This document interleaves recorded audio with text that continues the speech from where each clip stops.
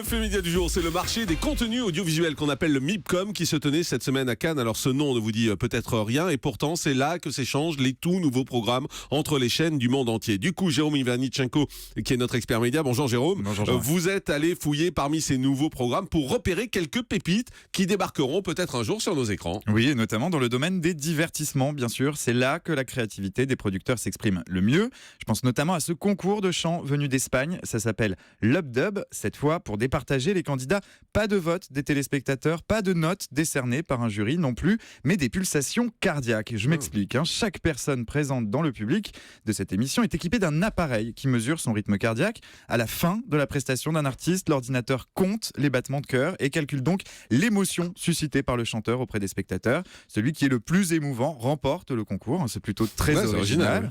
Aux Pays-Bas, parlons de Dance Dance Dance, où 5 personnalités accompagnées d'un membre de leur famille s'entraînent pendant de longs mois pour reproduire le plus fidèlement possible des chorégraphies extrêmement complexes. Pas top ça.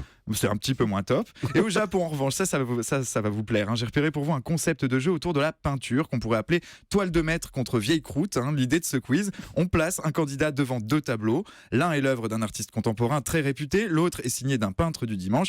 Et le but pour le candidat, vous l'avez deviné, il doit dire qui a peint quoi. C'est plutôt rigolo.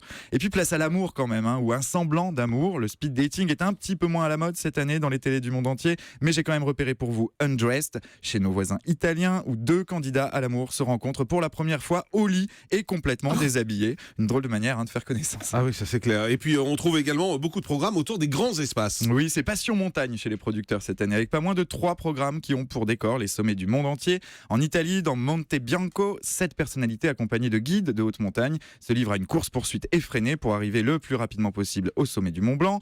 Même chose pour Ultimate Expedition, qui nous vient de Finlande. Mais là, le défi est un peu plus complexe, puisqu'il s'agit de gravir cette fois une montagne de 6000 mètres d'altitude, le Toclaraju. Je suis très mauvais en péruvien, puisque ça se situe dans la cordillère des Andes. Et puis enfin, il y a Blind to the Top, qu'on pourra traduire par aveugle au sommet. Tout est dans le titre. Ce programme qui nous vient des Pays-Bas emmène 6 personnes aveugles en Tanzanie. Ils sont accompagnés de guides et de 2 célébrités qui auront, elles aussi, les yeux bandés. Et leur objectif est de réussir l'ascension du Kilimandjaro en 6 jours seulement. Et aventure toujours en Suède avec cette émission intitulée 6 degrés de séparation. Alors vous la connaissez cette théorie, qui prétend que chacun de nous est relié à n'importe quel être humain par sur 6 Terre autres personnes. par 6 autres personnes. Il y a 6 liens, voilà. C'est ça. Jean-Marc, vous êtes par exemple à 6 degrés de séparation avec le pape François. Julie, vous êtes à 6 degrés de Barack Obama. Et bien dans ce jeu, 2 candidats vont devoir retrouver les 6 personnes qui les ramèneront à une personnalité. Et en l'occurrence, il s'agit du chef écossais Gordon Ramsay. Et puis un petit peu plus trash, enfin, Desperate Last Resort, une sorte de Koh-Lanta de l'extrême, un jeu de survie en milieu hostile. Il nous vient du Japon et ici, tous les coups sont permis puisqu'il n'est pas interdit de démolir le campement d'un adversaire ou même de piquer dans sa casserole. Ici, la solidarité n'est pas à la fête. Et puis, bien sûr, comme à chaque fois, il y a les programmes les plus trash. Oui, avec des émissions qui jouent la carte de l'émotion, mais dans un registre parfois très gênant. Écoutez plutôt, dans un docu-réalité hollandais baptisé My Last Time, ma dernière fois, les participants sont atteints d'une maladie incurable et le voyeurisme est poussé à son maximum ici, puisqu'on suit les dernières semaines de la vie des protagonistes. Diffusé en juillet dernier aux Pays-Bas, My Last Time n'a pas manqué d'attirer les critiques, car on y voit absolument tout. Les messages laissés par le malade à son entourage, la douleur des proches confrontés à la fin de vie d'un des membres de leur famille, les adieux et jusqu'à l'enterrement de la personne qu'on vient de suivre pendant plusieurs semaines. Avouez qu'on est quand même pas très loin de la faute de goût. Ah oui, ça c'est le moins qu'on puisse dire, oui. Et surtout qu'il peut même pas y avoir de 2e épisode. Oh non, Jean-Marc, n'en rajoutez pas. Bon, dans un autre genre, mais tout aussi cynique. Ah mais faut en rire, qu'est-ce que C'est vous pas voulez. parce qu'on est vendredi. Je Mais suis non, désolée. c'est tellement naze qu'il vaut mieux en rire, franchement. Et dans un autre genre, mais tout aussi cynique, A Real Swedish Farmer, dont le concept peut se résumer ainsi.